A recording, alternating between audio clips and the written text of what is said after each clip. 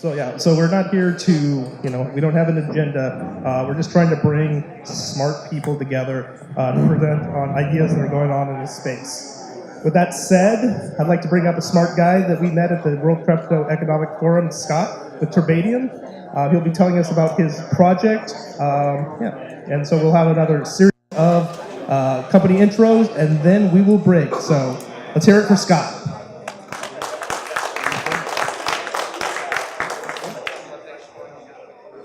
Thank you. Hello. I'm Scott Harms. I'm the co-founder and CEO of Turbadium. What Turbadium is a tokenization platform for illiquid assets, real estate assets in specific, and commercial real estate is really where our first focus is. So we're going after a space that has a huge market.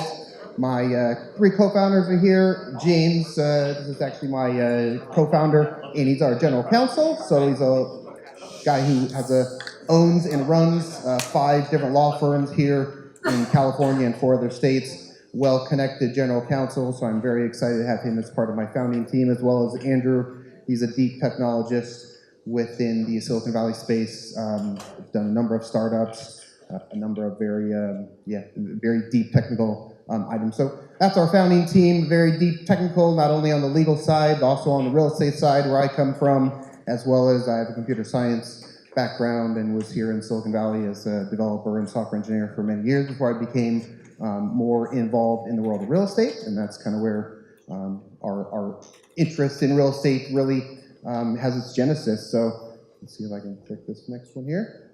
Yeah, so here's what we're trying to do is really to return return the asset owners the liquidity and the equity control back to the asset owners, the users, people that control. So for instance, the owner of this building, for instance, they have no usability to this building, to the equity that's locked in this building until they sell it or until they pay their friendly banker to borrow some money and use that asset, for instance. So we take a different approach. We take an approach that's just, we have a ability to have a platform that allows that asset owner to have a tokenization of that asset, and that's through, of course, Ethereum smart contracts and smart trust that we use, and we have a platform within the enterprise to really to give the asset owners a little more control and a little more usability for that equity, for instance. And it's democratization of high finance. So today, if you wanted to borrow money on your, for instance, house, on your apartment building you own, for instance,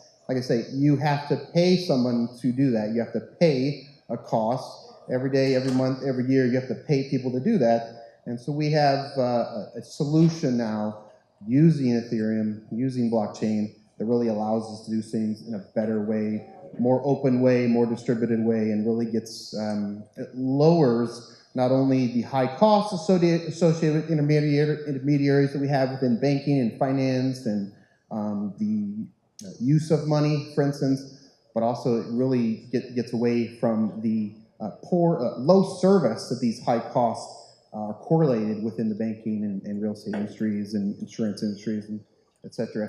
And what does, we have the ability to now turn that, the tokenization, and with our platform, with our UBL, it's our Unified Blockchain Lattice Technology Infrastructure, we allow you to actually turn that tokenization now into a tradable, fungible cryptocurrency that's actually sound and it's backed by a real asset in the marketplace.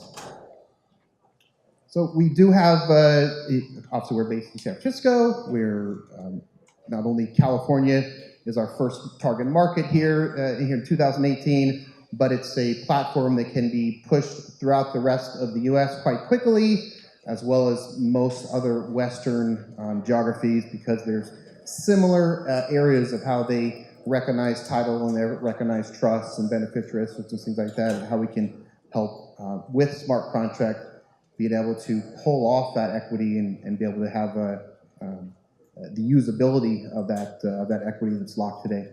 And so we have a really enormous market, not only here in California, but all throughout the US. For instance, California's market, that's fair market value. The tax assessed market value is about 4.4 trillion, so that's what's written in the papers. That's what the tax assessor believes. But in true value, that's about a 4x real, if those were real values that could be traded, the worth of California real estate today, this is improved real estate. So this is a house, this is this building, for instance, this is a government office, this is all real estate, improved real estate in the state of California, for instance. And if you extrapolate that throughout the US, the market opportunity in the US, for instance, assessed value is about 29.7 trillion. You extrapolate that out into a real world asset value, and easily you can get a 2 and 3x of that. And so we have an enormous opportunity to really take this locked equity and be able to do something better with it. And so that's what we're looking to do. And it's very simple who our initial customers are. Our initial customers are commercial entities that really don't have any other ease or better way to get access to this capital. Like I said, it's high cost of capital and really at a low service today because there's just no competition to these banks and financial institutions for the most part. And so these are the core customers that are in dire need of, for instance, solutions like ours, applications like ours are built within smart contracts that can be done really in a more very distributed nature and distribute the finance throughout the ecosystem a lot easier. And so it's releasing the equity, and what the release of equity does, and now gives you the ability to tokenize that entire asset, for instance. And it's the first time you're able to now tokenize that asset. And then what we do, we have a normalization process that we put together, and then we take that particular normalization process, and then us as the entity in association with the asset owner, we now turn that into a fungible, tradable cryptocurrency. So there's many benefits, obviously, to current asset owners. There's no loans anymore because you're, in effect, selling beneficial interest in your particular asset to the trust. And then there's no interest payments, there's no loans at all, would be no foreclosures, for instance, there's no capital gains, for instance, of that particular currency against the real estate because they're not one-to-one tied. It's tied in a pool of assets, for instance. And so it allows you to have a new way of having finance and allowing finance. Thank you, Scott. I have to leave it at that. I don't want to, Any other questions? I'm here all day long, and you can reach me at Perfect. If you'd like to talk to Scott, and find him out in the lobby. Thank you. Thank you.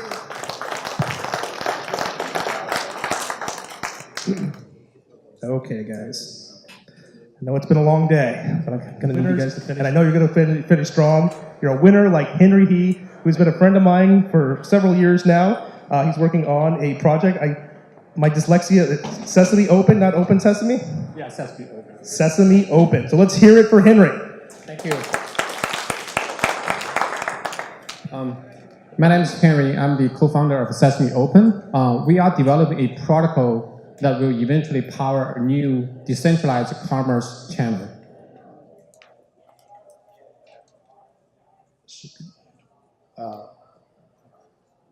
Okay. So commerce started with physical retail, which provide a browsing-based shopping experience. Many people don't realize physical retail is actually decentralized. Each store has its own product curations and its own pricing. Combine them all together, all these local stores form a decentralized commerce network. When the internet technology arrives, it's enabled e-commerce, which provide a search-based shopping experience. E-commerce use a low-price strategy to rapidly steal consumers from a physical retail in the beginning. However, after almost 20 years, e-commerce only has less than 10% of total retail. Our view is that e-commerce will complement instead of replace physical retail. Skill matters in e-commerce, and as a result, it drives the whole sector into a few giant centralized storefront offers millions of products. Unfortunately, the centralization of e-commerce created huge problems for product discovery. For example, the more success Amazon achieves, the more product will be attracted to be listed on Amazon. The more product listed on Amazon, the harder for for vendor to get their product being discovered. This is the problem created by the centralized e-commerce, but cannot be solved by the centralized e-commerce. So the product discoveries can only be solved by decentralizing the centralized storefront of, for example, Amazon. And decentralized could be achieved, in our personal view, is by enable high traffic venue to curate and market the product to their visitors. We call it make any place a marketplace. It combines the best features of physical retail, hyperlocal product curation and pricing, with the best features of e-commerce, which is low cost efficiency. Just like internet enables e-commerce, the recent arrival of blockchain technology and especially token economics will enable the decentralized commerce. Let's look at book publishing as an example. Each year, hundreds of thousands of books are released with significant resource dedicated to drive sales. Currently, they have two channels: physical retail, such as Barnes & Noble, in which publishers could pay to get stand out from their store shelves. Or you go to e-commerce, where publishers have limited options to make it to the first page of the search result. Sesame Open enabled a new third decentralized commerce channel in which venues like airport lounges, WeWork, even this conference venue could curate titles that's relevant, unique, interesting to the audience, to the consumer audience today.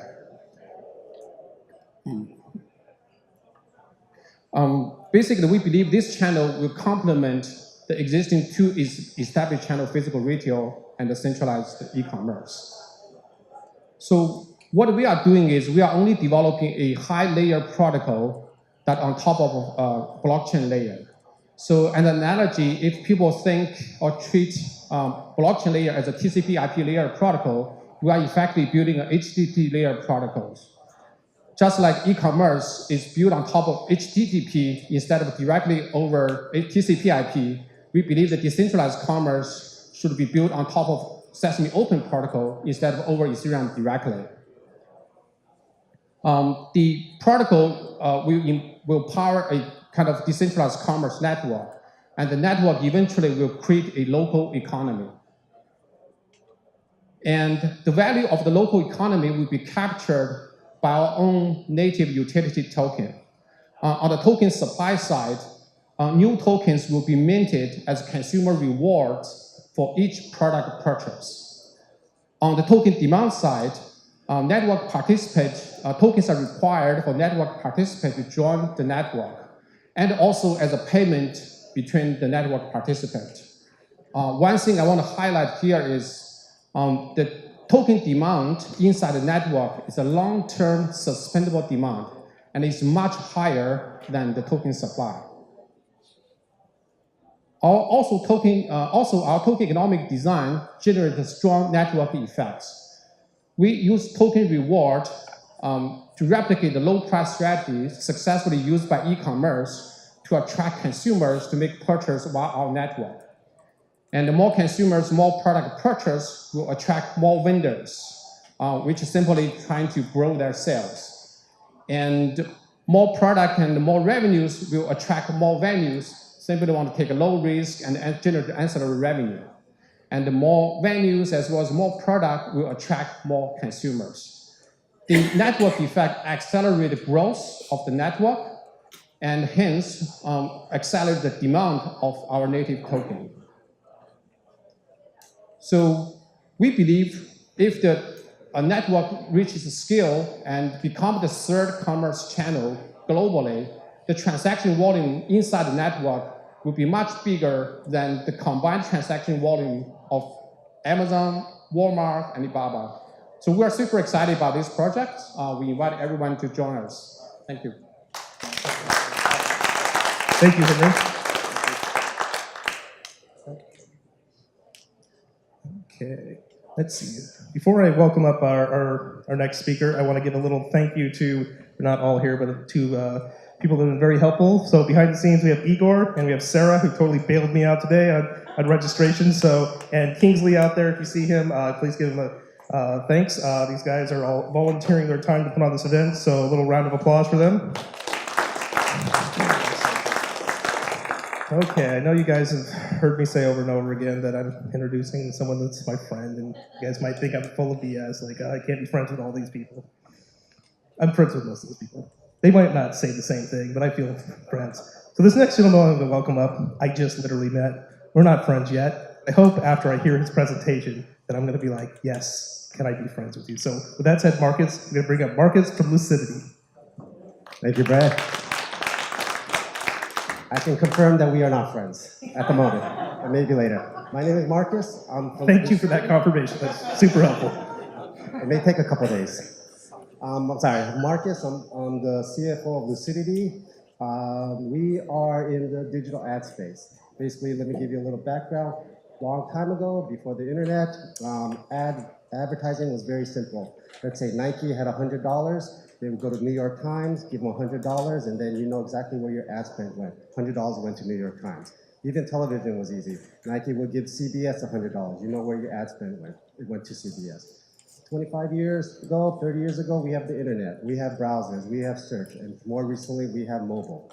And then you would think, with this advent of new technology, your ROIs will go up. You would think the market will be more efficient. But guess what? It's not.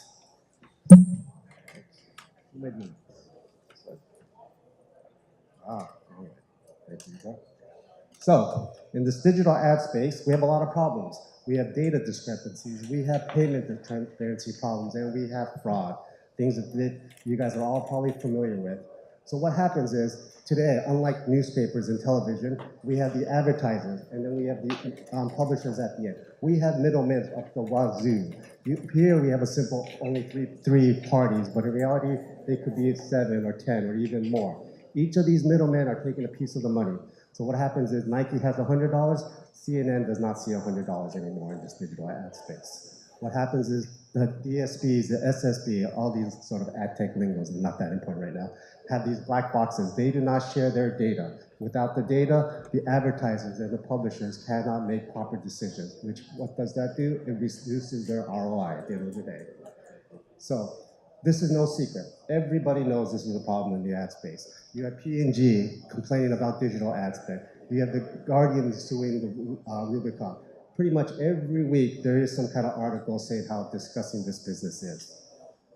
So the markets, the digital ad space is about $220 billion, and it's growing, and it's going to grow fast.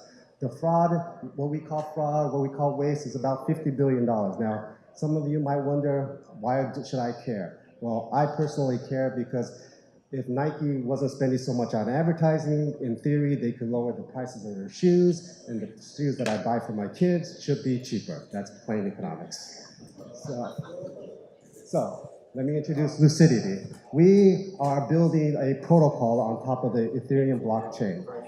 The protocol will be open source. You will be able to create your own applications where we have those third-party applications. We are working on a proof of stake, where that's where our tokens will be used. Some of the applications that we are building on this protocol, let me skip this one, is one of the first application we're building is on analytics, basically. Sort of boring, but when you have an ad, there's an impression. How do you verify that somebody has saw? We go through these things. Was the ad served? Where was it served? Was the publisher legitimate? Was the ad loaded? Was the ad viewable? And if all of those check off, we go, this is a verified impression. Now, how